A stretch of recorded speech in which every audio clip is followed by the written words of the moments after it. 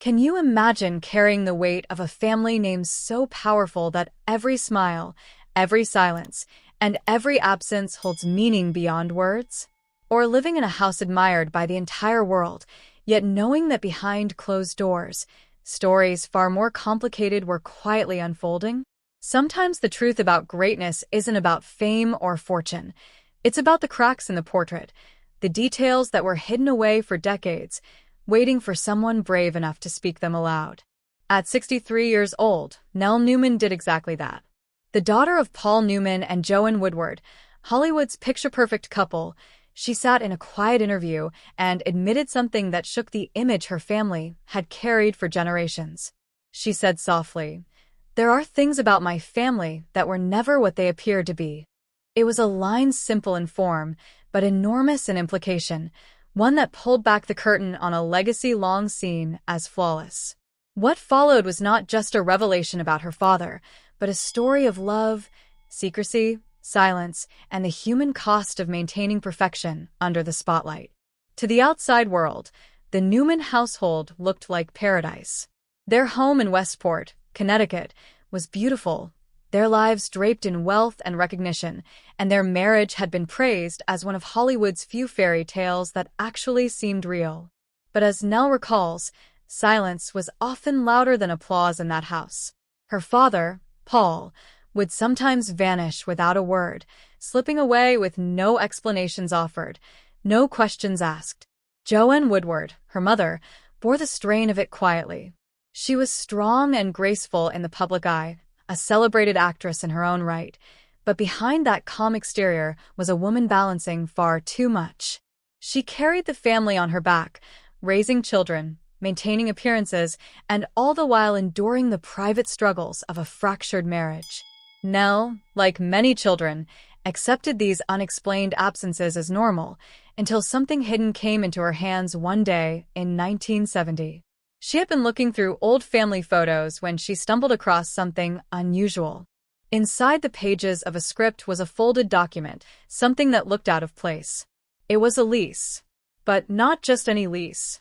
This was paperwork for a Manhattan apartment, registered under a shell company connected to one of Paul Newman's film projects. It had never been mentioned in the family, never explained, never spoken of. It was, in many ways, the first tangible sign of a double life.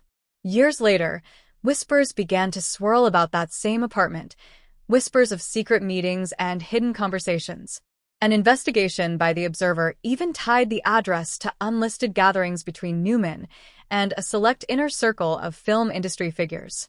Yet whenever the subject arose, the family closed ranks and refused to acknowledge it. Silence became its own form of confession. The perfect husband and father, it seemed, was living two lives, one in the open, admired by millions, and another in the shadows, shielded even from those closest to him. Nell began piecing together fragments of her father's hidden world. Among his papers and travelogues were details that suggested unusual patterns, recurring names, and relationships that went beyond professional collaboration. There were frequent mentions of men like Gore Vidal, the writer, and George Roy Hill, the director, names that were publicly described as colleagues but who appeared in private records far too often and in contexts that seemed deeply personal. Between 1969 and 1982, Paul took secret trips to places like New York, Rome, and Stockholm. He never went alone. There was always one of those close companions, always some indication of secrecy. Hotel receipts were registered under initials instead of names, and cryptic notes scribbled on paper read things like, "Dinner with G, same suite." To the outside world, these were meaningless, but to Nell they revealed a rhythm in her father's life that no one had dared to speak about, a rhythm of dual existence, carefully hidden yet always present. The more Nell uncovered, the clearer it became that her family story was not the fairy tale people admired on screen. When she later found a letter among her mother's documents, her suspicions deepened further. It was typed, marked private, and it referenced Paul's life insurance policy. On that document was the name of an additional beneficiary, a man no one in the family had ever heard of. His identity was unknown, buried in archives, but his presence there was undeniable.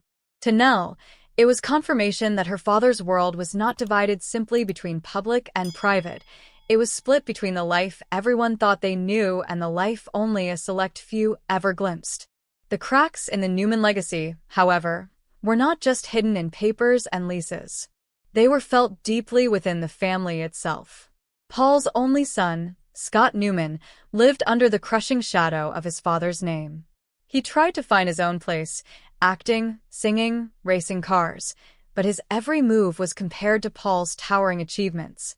That pressure ate away at him until tragedy struck. At just 28 years old, Scott died of a drug overdose in Los Angeles. It was the family's first public fracture, the moment when grief and silence collided. Scott had once said, "Dad lives two lives, one for them and one for himself." His words, dismissed at the time, took on haunting weight after his death.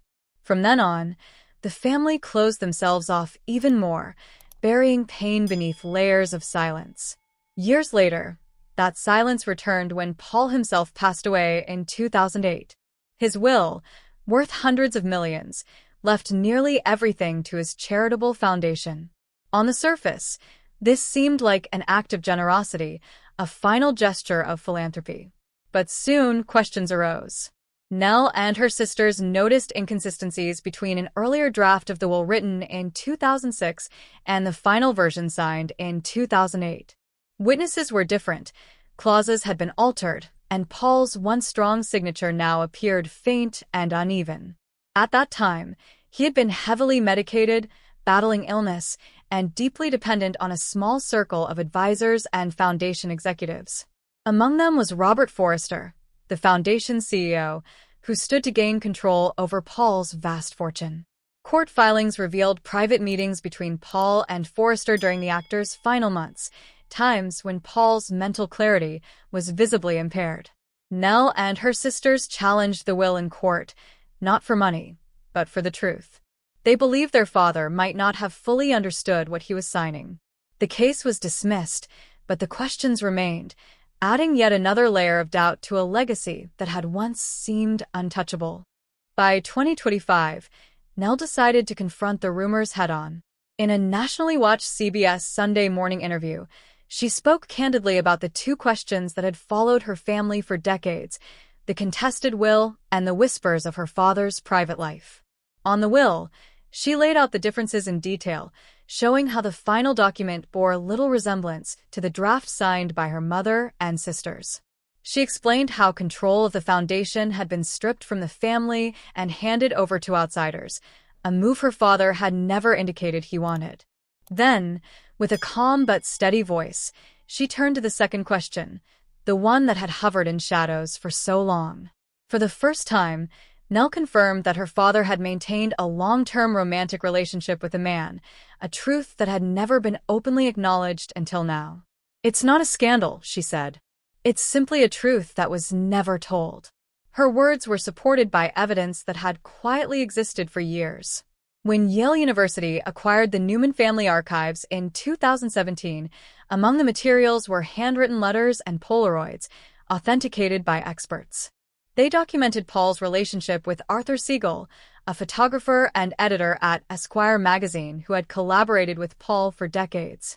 One letter from 1978 was especially striking. In Paul's own hand, he wrote, "When I'm with you, I feel freer than I ever did on screen." That single line cut through decades of silence, revealing a side of him the public never knew. For Nell, it wasn't about scandal or shame. It was about truth. She explained that in her father's time, even a whisper of such a relationship could have destroyed his career. The family had chosen silence not as denial, but as protection, shielding Paul from a world that would never have understood. As Nell's words spread, journalists and historians began re-examining the Newman archives, confirming that her disclosures aligned with existing evidence.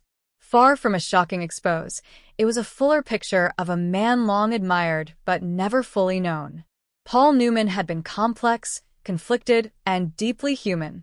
His public face was one of charm, talent, and philanthropy, while his private life was layered with secrets, vulnerabilities, and choices that reflected the struggles of his era. To Nell, The goal was never to tear down her father's image, but to honor him in his entirety, not just as a legend, but as a man. Complex, conflicted, but always trying to live by his own truth, she said. And so, the story of Paul Newman becomes not just the tale of a Hollywood icon but of the human being beneath the fame. His blue eyes may have dazzled on the screen, his films may have inspired millions, and his charities may have changed lives, but the revelations from his daughter remind us that greatness is never simple. It is filled with contradictions, hidden stories, and truths that often remain untold until someone dares to speak them. When the cameras stopped rolling, who was Paul Newman? Was he the flawless star, the devoted husband, the activist, the secret lover, or perhaps all of them at once? The answers may never be complete, but the questions themselves reveal a far richer legacy than the one gilded by awards and magazine covers. Paul Newman's life, as revealed by Nell, was not one of perfection, but of complexity. It was a life shaped by choices, some heroic, some painful, all deeply human. His story reminds us that behind every icon is a person who struggled with the same need for truth, connection, and acceptance as anyone else. And maybe that's what makes his legacy enduring, not the myth of perfection, but the reality of imperfection. Thank you for staying with us through this emotional and revealing story. If you found it as fascinating as we did, make sure to like this video and subscribe to the channel so you never miss more captivating stories from the hidden sides of fame.